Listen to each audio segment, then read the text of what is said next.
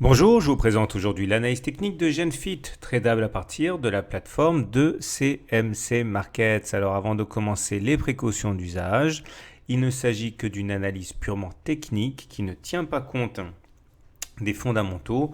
Ce sont les fondamentaux de la valeur qui doivent inciter à acheter ou à vendre. L'analyse technique n'est là que pour donner des points d'entrée et de sortie pertinents, mais ils arrivent en seconde place après l'analyse des fondamentaux. Alors voilà comment on va commencer avec l'analyse de la tendance de fond. Alors si vous découvrez l'analyse technique, chacun de ces petits bâtons que vous voyez s'appelle un chandelier et chacun de ces chandeliers indique à la fois le plus haut de la séance, le plus bas d'une séance, etc.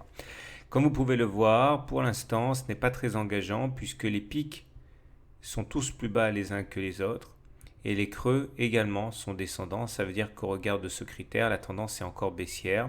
Et c'est confirmé par le fait que nous soyons au-dessous de la moyenne mobile à 150 jours qui montre que la tendance n'est pas encore à la hausse. Et on voit d'ailleurs que cette moyenne mobile à 150 jours joue un rôle de résistance à la hausse ou à la baisse et que ce n'est qu'une fois qu'elle est cassée, en particulier regardez ici à la baisse, qu'on peut s'attendre à des évolutions significatives. Donc si on arrivait effectivement à casser cette moyenne mobile à 150 jours qui est actuellement à 26-27 euros, et bien là effectivement on pourrait commencer à pavoiser un petit peu. Pour l'instant c'est un petit peu tôt. On va maintenant enchaîner avec une analyse graphique de la valeur. Et là, vous voyez que les cours sont comprimés à l'intérieur d'une sorte de canal horizontal ici. Alors, ce n'est pas totalement horizontal et ce n'est pas totalement un canal non plus, puisque vous voyez ces deux côtés ici ont tendance à peut-être converger un petit peu. Donc ce n'est pas un canal parfait, mais globalement vous avez quand même l'idée de ce à quoi on peut s'attendre avec ces évolutions. On est comprimé à la hausse aux alentours de 27 et on bénéficie d'un support aux alentours de 18 et à l'intérieur de ces deux marges, eh bien, on fait des évolutions.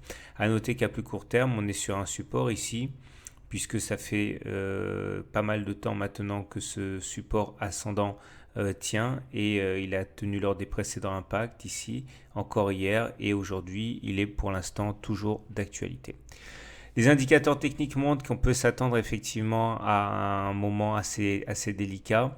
En effet, le MACD vient de croiser son signal à la baisse. La dernière fois que ça s'est produit, c'était là, avec une baisse quand même de plusieurs séances. Maintenant, c'est pas toujours aussi grave. Par exemple, là, on a eu un croisement à la baisse et il n'y a eu qu'une seule séance de baisse par la suite. Mais en tout cas, c'est pas un élément extrêmement favorable. Le RSI est neutre car il est à 50 et le momentum, lui, par contre, eh bien, est toujours au-dessus de 0, ce qui tempère le pessimisme que peut apporter le premier indicateur. Donc, on va dire que globalement, ça reste neutre sur les indicateurs techniques. Et pour terminer, voilà ce que nous dit l'analyse Ishimoku de GenFit.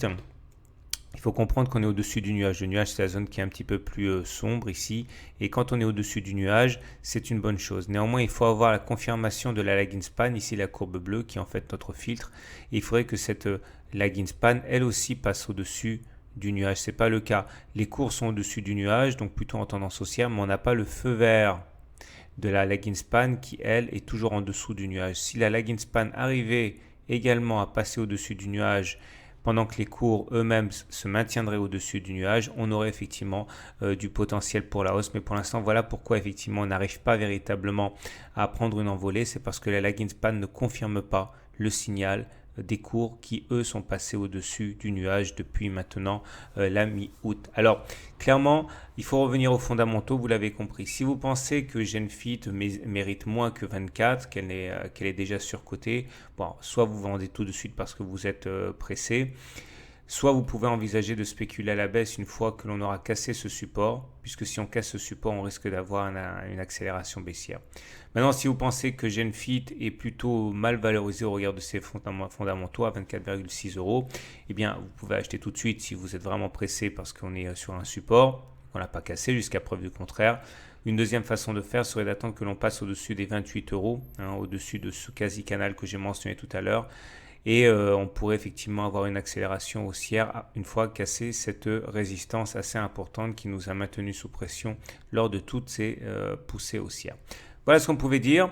Je vous renvoie donc aux fondamentaux comme d'habitude. Je vous souhaite une bonne journée, de bons trades et à très bientôt pour une autre analyse technique.